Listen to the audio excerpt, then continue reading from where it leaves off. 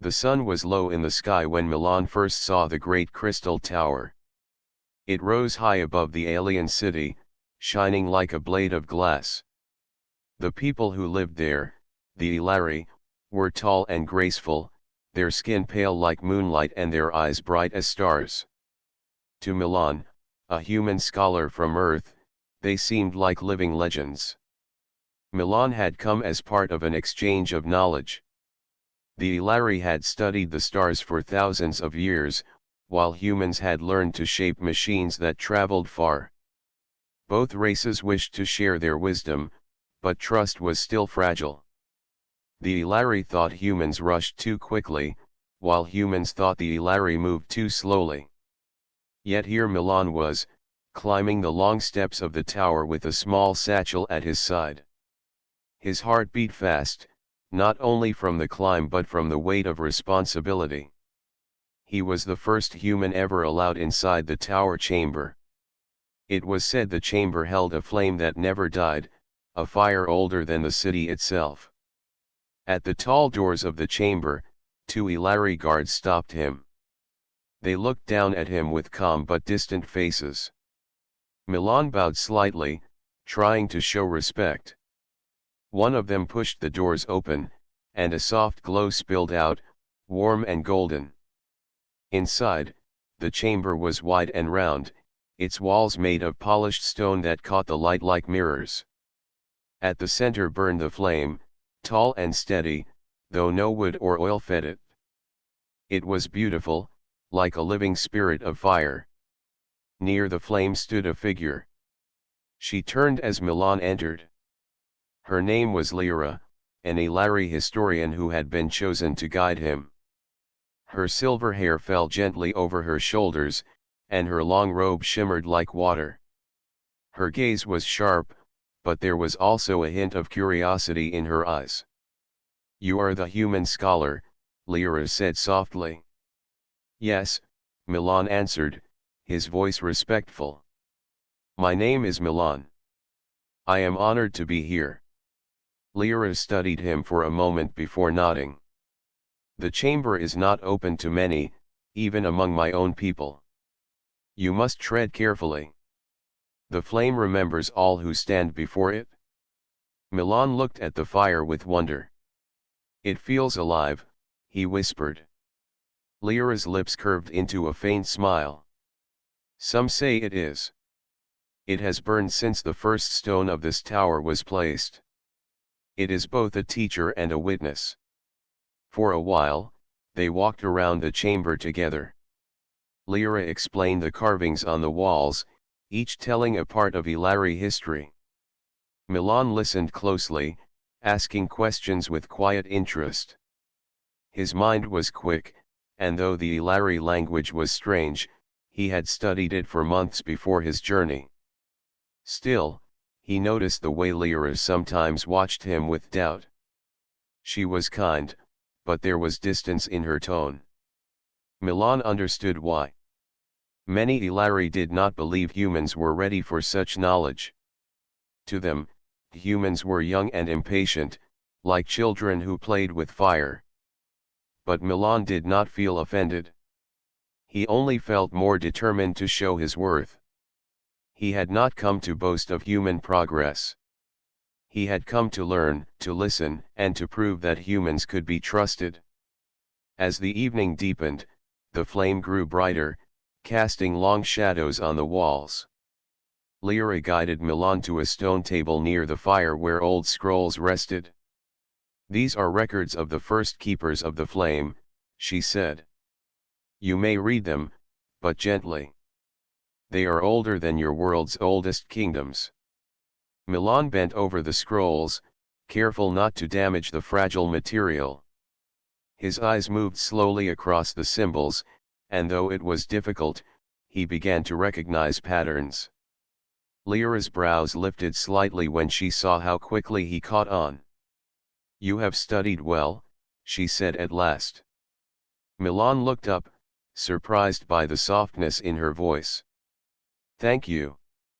I only hope I can learn enough to be useful." The flame flickered then, as if stirred by their words.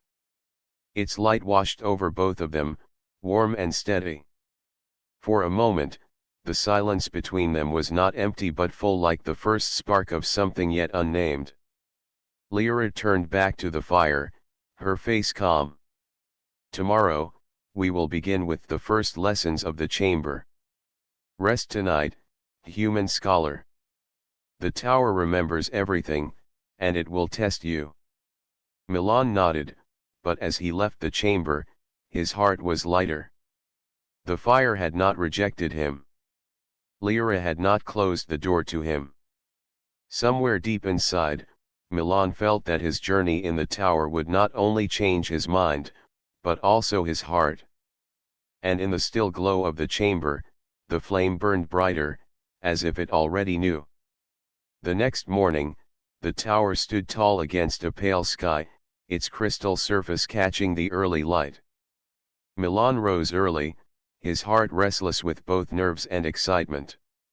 He had dreamed of the flame during the night, its glow had filled his mind, and he had seen shapes moving within it, though he could not tell if they were memories or only his imagination.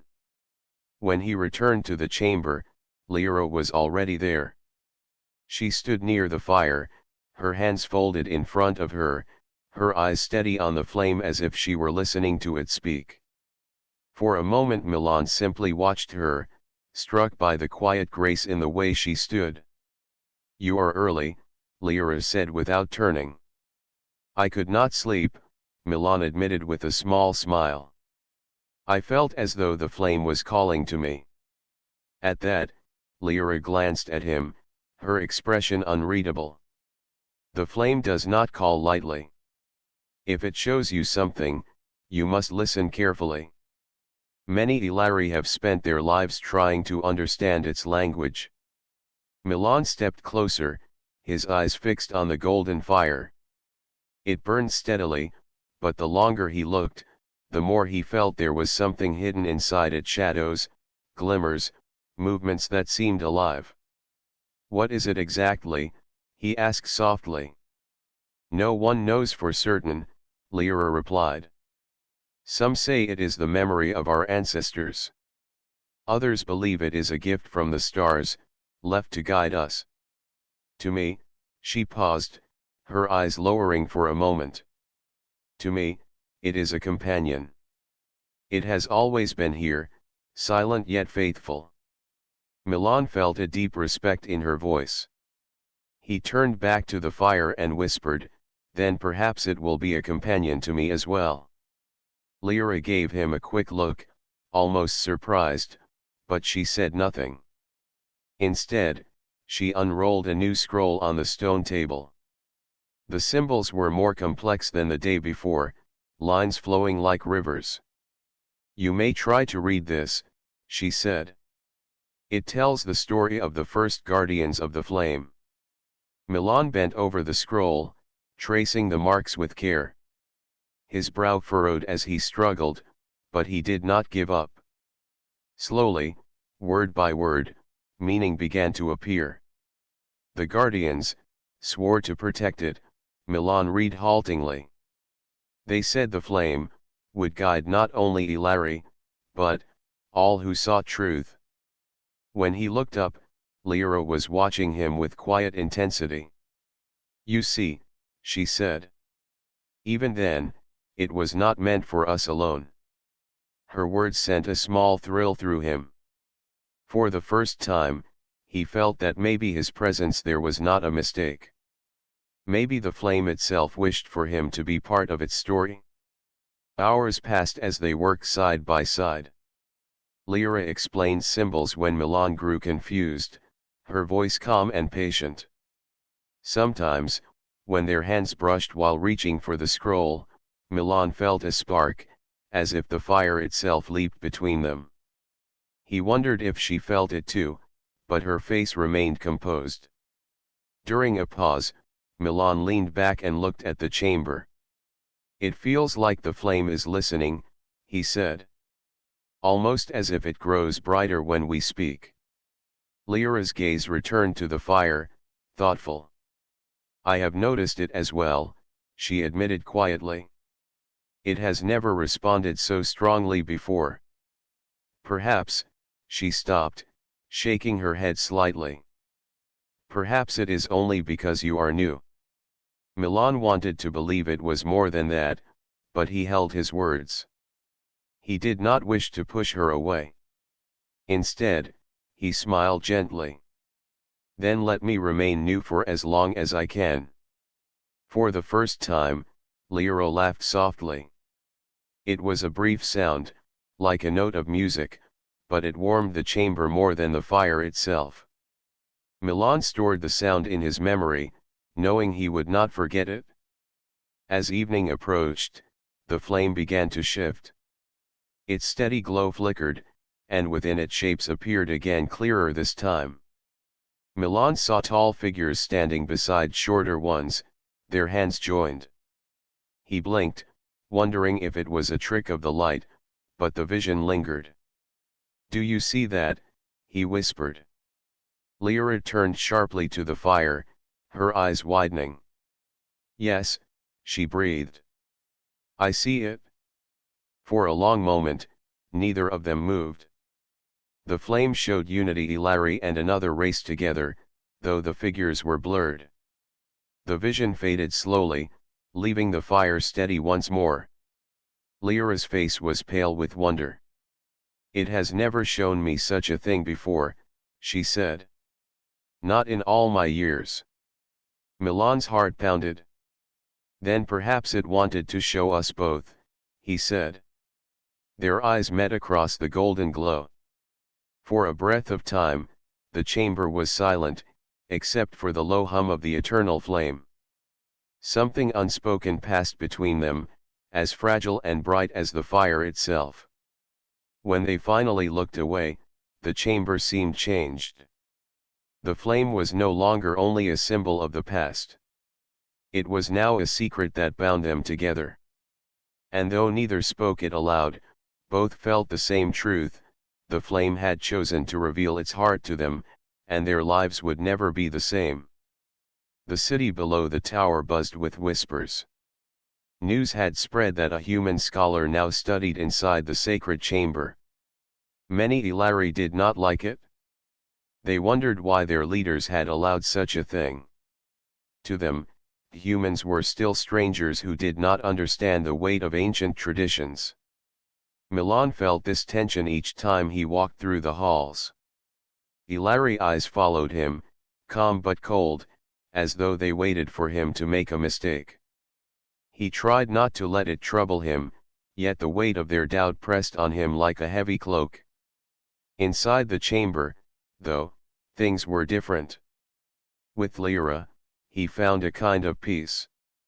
She was patient, guiding him through the scrolls, teaching him the rhythm of the Ilari language, and listening to his questions. The flame, too, seemed to welcome him, glowing warmly whenever they worked side by side. Still, he knew others did not trust him. And soon, that distrust would be tested. One evening, after a long day of study, Lyra told him, "The council has called for you. They wish to see if you are worthy to remain here." Milan straightened, his heart quickening. "A test?" "Yes," Lyra said softly. Her silver eyes searched his face. "They will give you a text to translate. If you fail, they will say you have no place here. If you succeed, perhaps they will begin to listen." Milan nodded slowly. "Then I must not fail." The next morning, he stood in the council hall. It was a vast chamber with tall pillars that glowed faintly like crystal. 7 Ilari sat in high seats, their robes flowing, their faces stern. The flame from the tower chamber was said to be connected even here, its light flickering faintly in the stone. Lyra stood to the side, her expression calm but her hands clasped tightly together. An elder placed a scroll before Milan. The symbols were more complex than anything he had seen, twisting like stars across the page. The elder's voice was smooth but sharp. "Read, human." Show us if you understand the tongue of the tower. Milan bowed slightly, then bent over the scroll. At first the marks blurred before his eyes. His heart beat so loudly he could barely think. But then he remembered the long hours with Lyra, her patient voice, her steady gaze encouraging him. He closed his eyes for a breath, then began to read. The stars are the mirrors of memory, he said slowly. The flame is the keeper of truth. Those who walk with honesty may see beyond time. The words came haltingly, yet clear enough. Murmurs rose among the council. Milan continued, finding rhythm. The symbols began to make sense, almost as if the flame itself whispered their meaning into his mind. When he finished, silence filled the hall. The elder leaned back, his face unreadable. Not perfect, he said at last. But more than we expected. Perhaps the flame guides your tongue. Another council member spoke. Perhaps it is not only the flame. Perhaps this human sees with eyes we do not. Lyra's heart lifted. She had believed in him, but even she had not expected him to succeed so strongly. Pride warmed her, though she kept her face still. Milan bowed again. I do not claim mastery. I only wish to learn, and to share what I can. I believe humans and Ilari have much to teach one another. The words hung in the air. Some faces softened, others stayed cold. But no one could deny he had passed the trial. When the council dismissed him, Lyra met him outside the hall. Her eyes shone, though her voice was quiet. You did well, Milan. You spoke with both knowledge and heart. They may not admit it yet, but they cannot ignore you now. Milan smiled, relief washing over him. I could not have done it without you. For a moment, they stood close in the quiet corridor. The air between them carried something unspoken, as if the flame's light had followed them here. But their victory did not go unnoticed.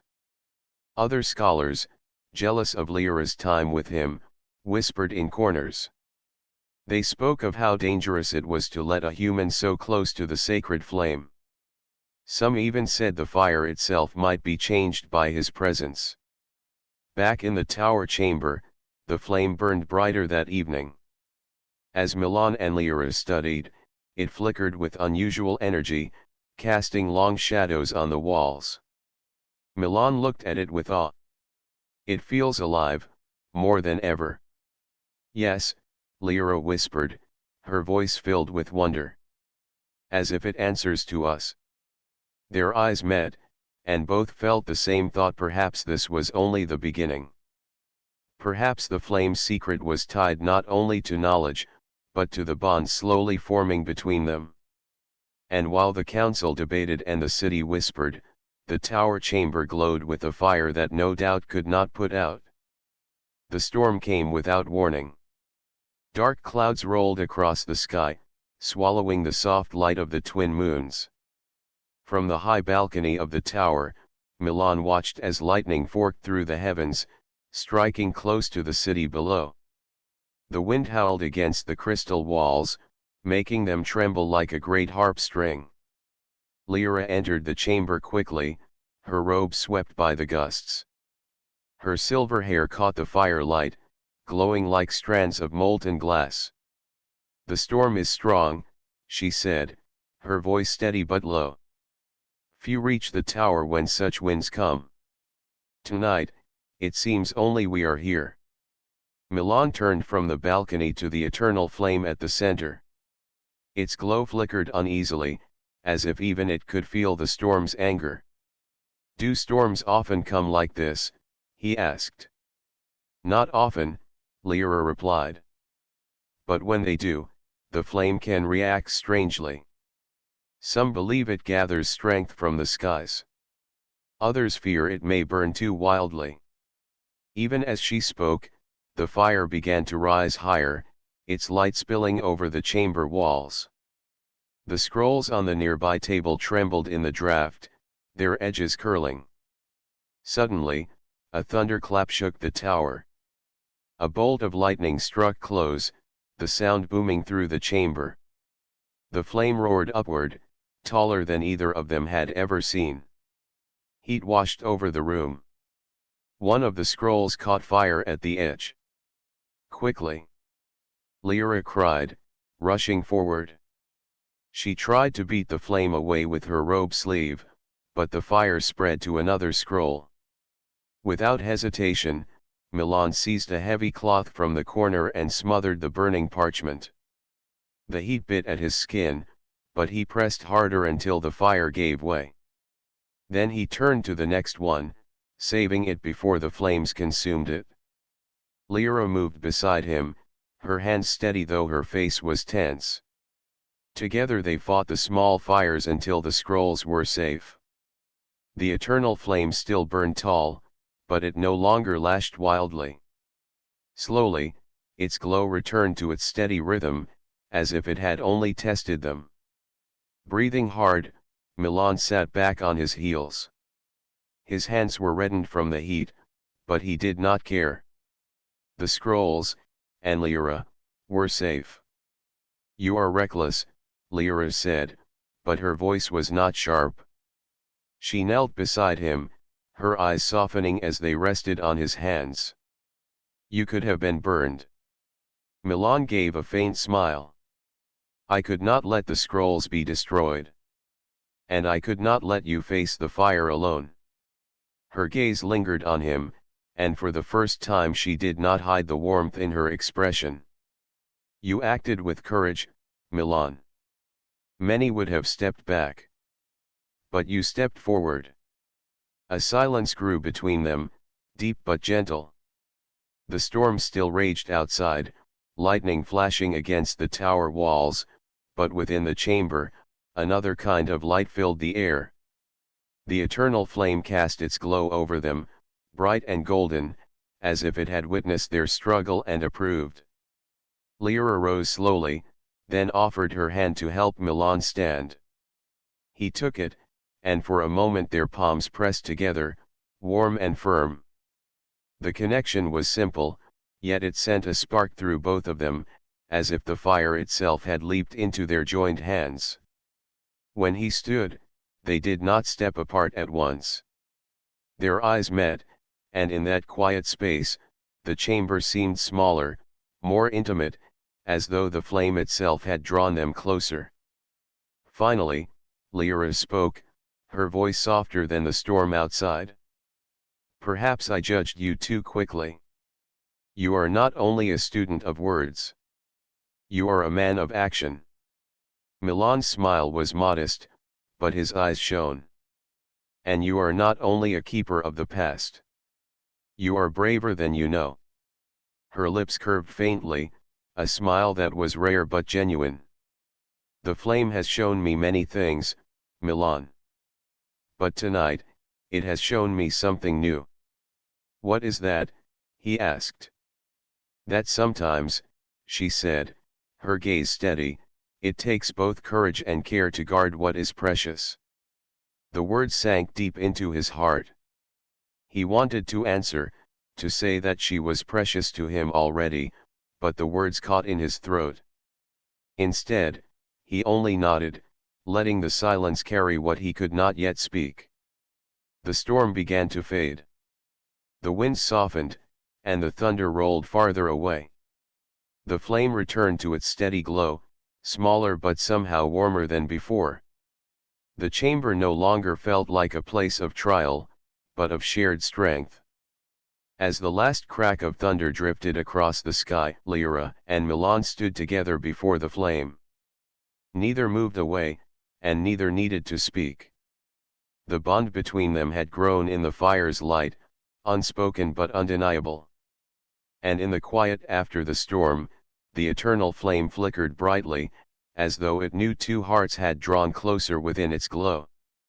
The storm had passed, but its memory lingered in the tower. For days, the sky above the city was washed clean, bright with sunlight. Yet inside the chamber, something felt different. The eternal flame no longer burned with quiet steadiness alone. It flickered in strange patterns, as though it wished to speak. Milan noticed it first. As he studied the scrolls beside Lyra, he glanced up and found the fire dancing in shapes. At times, it almost formed figures, shadows of people, hands reaching, faces turning. When he blinked, they faded, but the impression stayed. "Lyra," he said one afternoon, his voice low, "does the flame ever show what is to come?" She looked at him carefully. "Why do you ask?" "Because," he replied, pointing to the fire, "I think it shows more than the past. When I watch it, I see hints of something ahead, something waiting." Lyra's expression grew thoughtful. She moved closer to the flame, her silver eyes reflecting its glow. "The old tales say it can reveal many things. Memories, dreams, even possible futures. But never has it revealed so much to me as it has since you arrived." Milan felt a stirring of both wonder and unease. "Then perhaps it speaks not to you alone, but to us together." Lyra did not answer at once. She stood in silence, watching the fire. Then she whispered, "Perhaps you are right." That night, the flame grew even more restless. Milan and Lyra stayed in the chamber, watching as shapes became clearer. The fire revealed visions of Ilari and humans standing side by side, working together, sharing knowledge. Milan saw tall towers rising with designs that blended both races' styles.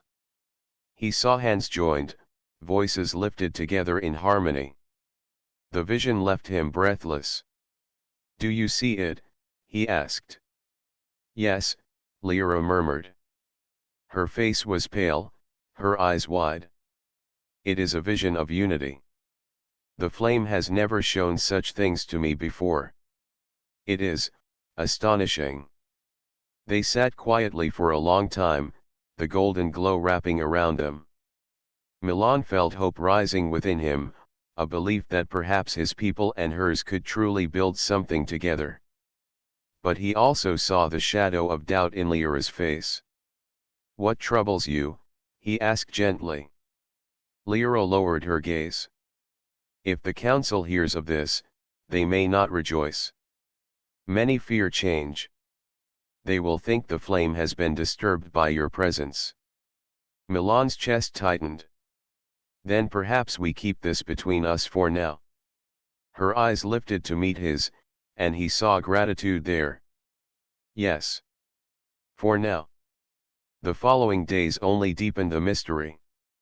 Each time they studied near the fire, new visions appeared. Sometimes they saw great halls filled with both races. Sometimes they saw stars shining over shared ships. Other times the visions were softer, two figures walking close together, their faces blurred but their closeness clear. Milan's heart stirred at those moments, though he dared not speak of them. He wondered if Lyra felt the same pull, or if she kept her heart locked away behind her calm eyes. But their closeness did not go unnoticed. Other scholars began to whisper in corners of the tower. Some claimed Lyra had grown too attached to the human. Others muttered that the flame was no longer pure, that it had been changed by Milan's presence. One evening, as they left the chamber, two Ilari scholars confronted them in the hall. "Human," one said coldly, "you should remember your place. The tower does not belong to you." Milan bowed respectfully. "I know. I only wish to learn and to honor it." The other scholar's eyes flashed. "Then honor it by leaving. Before the flame loses its voice entirely." Lyra stepped forward, her voice firm.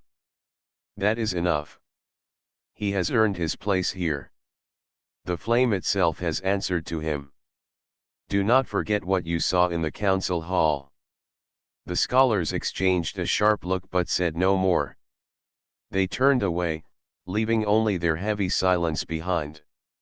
Milan looked at Lyra with quiet concern. "Your defense of me, it may bring you trouble." "Perhaps," she said softly. "But I cannot stand aside while they dismiss you. The flame has spoken. I feel it. And I will not deny what I know to be true." Her words touched him deeply. For a moment, he forgot the whispers, the doubts, the danger of being cast out. He saw only her courage, her steady heart, her quiet strength. That night, as they returned to the chamber once more, the flame leaped high, brighter than ever before. It filled the room with golden light, surrounding them both. The fire seemed to hum, as if whispering secrets only they could hear. Milan felt it deep inside. This was not only about history, or knowledge, or even the unity of their races. The flame was speaking of something more personal, more fragile, yet stronger than any council's words. As he stood beside Lyra, their shoulders almost touching, he thought he understood. The flame was not only showing them visions of unity. It was showing them the power of their bond, the bond of two hearts slowly learning to trust, even when the world outside whispered against them. And in that whisper of fire, Milan knew, their story was only beginning. The tower was quieter than usual. Whispers had grown louder in the city, and now the council had spoken. Milan was to leave. The decision came like a sudden winter wind, cold and sharp. The council declared that though Milan had shown skill and respect, the flame had become too restless since his arrival. They said it was dangerous to let a human remain in the chamber. He would be escorted back to the port within 3 days. Milan heard the news in silence. His heart sank, but he bowed before the council. "If that is your will, I will obey," he said. His voice was calm, but inside he felt as though the ground beneath him had crumbled. Lyra stood nearby, her face pale. She wanted to speak, but the elder raised a hand. "You are a guardian of the chamber, Lyra. Do not let your care cloud your judgment." She pressed her lips together, saying nothing. But her silence did not mean acceptance. When they left the hall, Milan walked beside her. The corridors seemed longer than ever, the tower colder. Finally, he spoke, his voice low. "It seems my time here is over." Lyra stopped and turned to him, her eyes shining with unspoken emotion. "It should not be this way. The flame has spoken through you, Milan. I have seen it. Why can they not see it too?" "Perhaps they are afraid," he said gently. "Afraid of change, afraid of what they cannot control." Her hands tightened at her sides. "Then they are blind. The flame is not weaker because of you. It is stronger. I know it." Milan gave a faint smile, though it was tinged with sadness. "Even if that is true, I must still leave. I do not wish to bring more trouble upon you." But Lyra shook her head firmly. "No. This is not only about me. Or you. This is about the truth the flame is showing us. If we do nothing, its voice will be silenced by fear." That night, long after the halls had emptied, Lyra went to find him. Milan was in his small chamber, packing his satchel. He looked up as she entered. "You should not be here," he said softly. "Then neither should you," she replied. Her eyes burned with quiet determination. "Come. Before you leave, you must see the flame once more." Together they slipped through the silent halls, their steps light against the stone. When they entered the tower chamber, the eternal fire blazed higher than ever, as though it had been waiting for them. The air hummed with energy, warm and alive. Milan stepped closer, his face lit with wonder and sorrow. "It feels different tonight," he whispered. "Yes," Lyra said. "It feels, as if it knows." The flame leaped, surrounding them in a golden glow. The light spilled over their faces, brighter and brighter until it was almost blinding. And within the fire, visions appeared again clearer than ever before. This time, they saw not only unity between races, but themselves. Two figures stood side by side before the flame, their hands joined. Around them, Ilari and humans worked together, guided by the light. Milan's breath caught. "It is us," he whispered. Lyra's hand trembled as she reached for his. Their fingers touched, and the flame flared so brightly the whole chamber glowed like the heart of a star. For a moment, they stood there hand in hand, the fire wrapping them in warmth. Neither spoke, because the vision itself was enough. They both understood the flame was not just memory, not just history. It was alive, and it answered to their bond. At last the fire steadied, returning to its gentle rhythm. But its meaning was clear: their love was not a weakness. It was a strength, a key to the future. Milan looked at Lyra, his voice firm. "I cannot walk away now. Not when the flame itself asks us to stand together." Lyra nodded, her eyes bright with both fear and hope. "Then we must face them. Whatever comes, we cannot let fear win." The sound of footsteps echoed in the hall outside. The chamber doors opened, and two guards entered. Their eyes widened at the sight of Milan and Lyra hand in hand before the glowing flame. One of them spoke sharply, "What is this? You were forbidden here tonight." Milan and Lyra did not let go of each other's hands. The flame flickered behind them, steady and strong, as though it stood with them. "We will tell the council everything," Lyra said calmly. "The flame has spoken.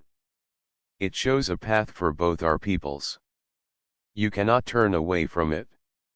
The guards hesitated, their eyes drawn to the living fire that still glowed brighter than usual. For a moment, even they seemed uncertain. Milan squeezed Lyra's hand gently. Whatever lay ahead, whether rejection, anger, or acceptance, he knew they would face it together. And in the chamber, the eternal flame whispered silently, its glow steady and sure, as if promising that the breaking point was not the end, but the beginning of something greater. The next morning, the tower city awoke with heavy clouds hanging over the sky. The council called a sudden gathering in the great hall. Word had already spread that the human Milan had broken rules, entering the chamber after his removal was ordered. The people whispered as they filled the space, curious and tense.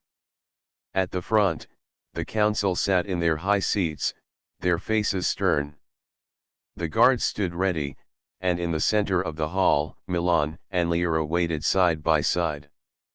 They did not hold hands now, but their closeness was clear. An elder rose. His voice rang through the hall. "You were told to leave, human. Yet you defied us. And you, Lyra, chosen guardian of the flame, broke your oath by leading him into the sacred chamber." The crowd murmured, some in anger, others in confusion. Milan lifted his head. His voice was calm but strong. "Yes, we entered the chamber. We did not do so in defiance, but in need. The flame itself called us. It showed us visions again. Not of destruction, but of unity. It showed a future where Ilari and humans stand together." The elder frowned. "Visions can deceive. The flame reflects minds. Perhaps it only shows your desire." Lyra stepped forward, her eyes steady. "No. The flame answered more than desire. When we stood together, it grew brighter than ever before. It showed that our bond awakens its power. That is no trick of the mind. It is truth. Her words carried across the hall, bold and clear. For a moment, silence followed. Then another counselor spoke, her voice hesitant. If this is so, perhaps we must see with our own eyes. A ripple of agreement moved through the chamber. The decision was swift. Milan and Lyra were ordered to return to the chamber, this time with the whole council watching. The walk back to the tower chamber was long, but Milan and Lyra felt no fear. Behind them came the council, the guards, and many citizens eager to witness what would happen. The chamber doors opened wide, and the eternal fire flickered as though sensing the gathering crowd. The council formed a circle around the flame. The elder gave a sharp nod. "Show us, then. If the flame speaks through you, let it speak now." Milan looked at Lyra. She met his gaze and reached out her hand. Without hesitation, he took it. The moment their fingers touched, the flame stirred. A low hum filled the chamber, growing stronger, like music rising in the air. Light flared from the fire, spreading warmth across the room. Gasps echoed as the flame rose higher than it had in centuries. And then the visions came. Everyone saw them, not faint shadows, but clear images painted in fire. Humans and Ilari working side by side, building together, learning from one another. Ships of both peoples flying together through the stars. Children laughing, carrying the wisdom of two worlds. At the center of it all were two figures standing hand in hand, the human and the guardian, bathed in light. The crowd watched in stunned silence. The flame blazed with joy, not chaos. It was not destruction but hope. The elder lowered his head slowly. His stern expression softened as he whispered, "The flame has chosen." When the vision faded, the chamber was quiet, filled with awe. Lyra spoke, her voice steady but gentle. "This is not only about us. It is about what both our peoples can become together. The flame does not fear change. It welcomes it. Should we not do the same?" Milan added, "Humans may be younger, but we are not weak. We bring courage, and the will to hope. The Ilari bring wisdom and patience. Together, we can light a brighter path than either could alone." For the first time, the council did not answer with judgment. They looked at one another, and slowly, nods began to pass between them. Finally, the elder rose again. His voice was no longer harsh. "Very well. The flame has spoken, and we cannot deny it. Milan may remain, not as a guest, but as a bridge between our peoples. And Lyra shall stand beside him, not in shame, but in honor." Cheers rose from parts of the crowd, though others remained quiet, still struggling to accept. But the decision was clear. A new chapter had begun. That evening, the tower chamber glowed softly, the fire calm and strong. Milan and Lyra returned there, alone at last. They stood before the flame, their hearts still racing from the day. "It feels lighter now," Milan said softly. "Yes," Lyra replied with a small smile. "As if it has been waiting for this moment." They stood together in the warm glow, their hands joined once more. No longer hidden, no longer uncertain. Their bond had become more than a secret, it had become a promise. Milan looked at her with quiet wonder. "Do you think the future will truly be as bright as the flame showed us?" Lyra's smile deepened. "If we walk it together, then yes." The eternal fire shimmered gently, as if agreeing with her words. And in that moment, the tower chamber was no longer just a place of memory, it was the heart of two worlds, united by love, courage, and hope.